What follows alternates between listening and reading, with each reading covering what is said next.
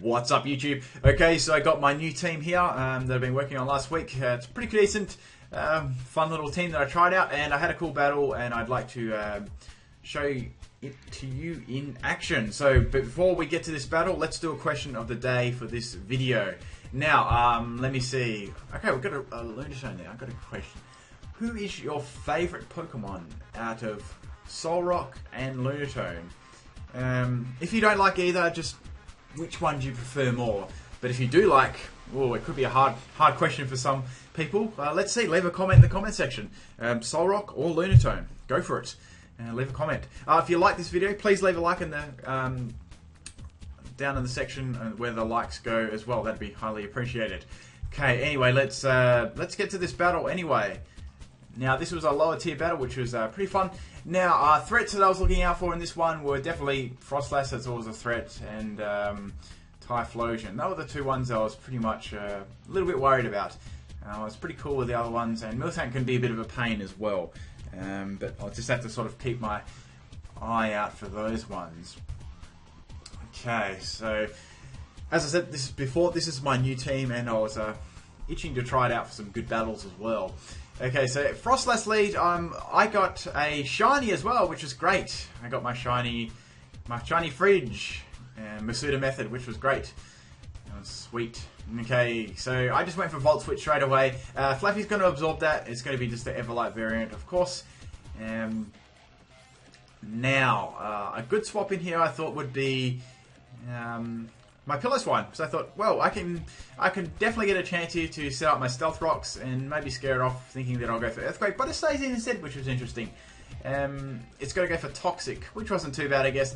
I wasn't expecting a lot of its moves to really hit me at all, really. So Toxic wasn't such a sort of a bad thing there. I just went straight for Earthquake now to get some damage on it. I thought, bugger it, let's do this. In comes the Miltank, so I was like, oh, that's not too bad. I can get some damage on Miltank and see what sort of moves it's running and stuff. Okay, so Earthquake hits it pretty hard. I was quite happy with that damage. I wasn't too sure whether Miltank was going to be one of the, the curse sort of sweepers or just full utility with Hillbell, Milk Drink, Body Slam, that sort of thing. But it goes for curse, so I think, oh, that's not too bad. I can raw that out quite easily and get rid of those boosts as well, and maybe rack up a little bit of Stealth Rock damage and get rid of any sashes on any pokes that are coming in. So into Typhlosion, which was great because getting damage on this guy is really good because you can weaken that Eruption.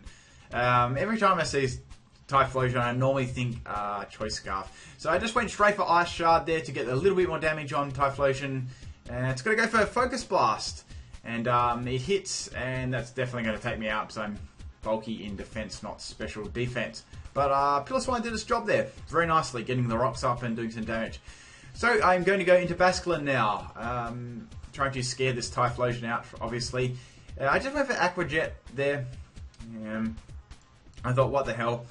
Just in case it stayed in for some really odd reason. I get a little bit of damage there on Aqua Jet. I wasn't too bad. Now I was thinking, well, I know that I can tank this Kingler out pretty much here with my Dusknoir. Now look at, this was a non-Masuda Dusknoir that I hatched, so it's pretty cool. I didn't actually use any foreign things at all, and it crits me with knockoff, which sucks. This poor Dusknoir, seriously, has been critted in every single fucking battle I did tonight. It's crazy. Okay, so into Bimfridge again. I know that I can probably get a free Volt Switch off here once again. Just get some more momentum on that Flaffy, which is sort of what I try and do. A little bit more damage there on Stealth Rock, which is good. Now, a bit more damage there as well. I got a crit there. I was going to say, it did a little bit more damage than it normally did. So I can swap in something that is much better suited going against this thing. Now, you probably think it's a bit odd, but I am Bandit, and that's going to take it out with Waterfall. As I know, Flaffy's defense is nowhere near as good as its special defense. And that's probably going to give away my item, but I wanted to get rid of that so that could stop sort of checking my Rotom all the time. A little bit more damage for Kingler there. I just thought, well, I don't want my my Choice Band being knocked off by this thing as of yet. I just thought, well, let's just swap in Mantis here. I don't really care if my life orb's knocked off. That's sort of here nor there. A little bit of life orb damage as well. It'll cause a switch at the same time. I'm pretty sure. Well, I didn't really actually think of anything coming out of this except just fodder, really, and a free swapping. But he swapped into Typhlosion, and I get a Stealth Rock and Leaf Blade damage on that, so that was decent. Unfortunately, that doesn't have enough to take Typhlosion out, and I'm just going to have to take the hit here with Flamethrower. So, you know, that happens. I cannot actually do anything about that. It was cool though, it was cool. So now that I've trapped Typhlosion in here with Stealth Rock and Aqua Jet, there's nothing that he can do, just take the hit. So that's Typhlosion out of the way. I pretty much planned that all along. I needed to get it just in KO range and not being able to swap into those Stealth Rocks again. So out comes Miltank. This was a sort of a problem here. I knew that it would sort of start setting up Curse. So I thought, what the hell, let's just go for Aqua Jet. I might get a lucky crit. He's obviously going to go for Milk Drink. I've got nothing to lose here, so it wasn't such a bad thing. And I sort of got to see. I knew that it'll have Milk Drink anyway. Every Miltank has Milk Drink. So swapping out again. I knew that he'd go for Curse again. Try and set up his no doubt his Body Slam. Sort of scrappy thing going on. So this is my Kangaskhan.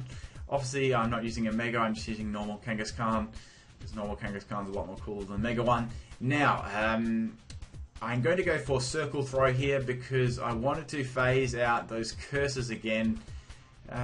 Plus it works well with my Stealth Rocks being on the field as well. It's not really a full phasing team, it's just helpful, getting extra damage and stuff, and securing like 1 or 2 hit KOs. It's just how it rolls, really. So in comes that Kingler again, a little bit more Stealth Rock damage. I know that's going to have some Life Orb damage as well when it hits me. It hit me real hard there with knockoff, considering Kangaskhan's bulk. I'm just going to go for Circle Throw there and take it out, which is good. Need to get rid of Kingler, who was being a real menace in this game with his knockoff. Okay. So we've got Frostlass here. Now I've got Scrappy ability myself, so I can easily use Circle Throw against this. That's just going to set up spikes. I thought that it may attack me, like Ice Beam or something, but I'm happy with that result. Get some damage on Frostlass. It's always getting damage on Frostlass. And it surprisingly it had Rocky Helmet. I was very surprised by that. Okay, into Miltank again. Now it knows that I've got Circle Throw, so I know that it's going to go for Body Slam right here. That's exactly what I'm sort of thinking. So I just went for Rest there, and I get my health back. So I'm a little bit low on this one. Okay, so all my health back here. Obviously the Body Slam is coming, so me going to sleep. Not only did I get my health back, I evaded getting Parahaxed as well, which is good. I don't like being Parahaxed. Okay, so I'm going to go for Sleep Talk here. This is a Rest Sleeping Talk. Kangaskhan, which is pretty decent when it uses something other than Rest. So I got 1 Rest in a row. I think I got loads of Rests in a row here. Like good old luck. Okay, so Miltank pretty much is getting most of its health back with lefties, but there wasn't, at the same time, there wasn't a lot I could do. Now I was planning to do something tricky to this Miltank later on in the game, where things were a little bit more clearer and that I know that I could get it done. Okay, I get hit by Body Slam again, which sucks. I think I used Rest. That was my second time using Rest in a row. Now I was thinking, oh, what the hell, I need to get rid of this thing. Okay, so it's going to hit me with Body Slam. I live with 4 health again, which is great. So good, and I got my Circle Throw off, getting rid of that Miltank again, which is good. Now, out comes Lunatone. Now I thought, well, I'm not sure if this has got the greatest speed in the world, so I'm going to go for a Rest here. Again, just get my health back. Like I was expecting something like Ancient Power or something like that, but it goes for Moonblast, which is interesting. It hits me pretty decently, considering I'm a special defensive wall.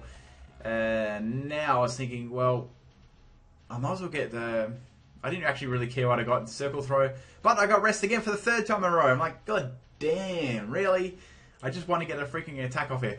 Okay, so it's obviously a Charge Beam boosting sweeper. So I was hoping that I could get rid of it soon before I raise its special attack too high there. So I get my Dizzy Punch, which is good. This is sort of just a troll set, so obviously I know Return's got much higher base power, but having a Confusion up is good as well, and as well doing some damage and going for a little bit more creativity. Just the normal Return.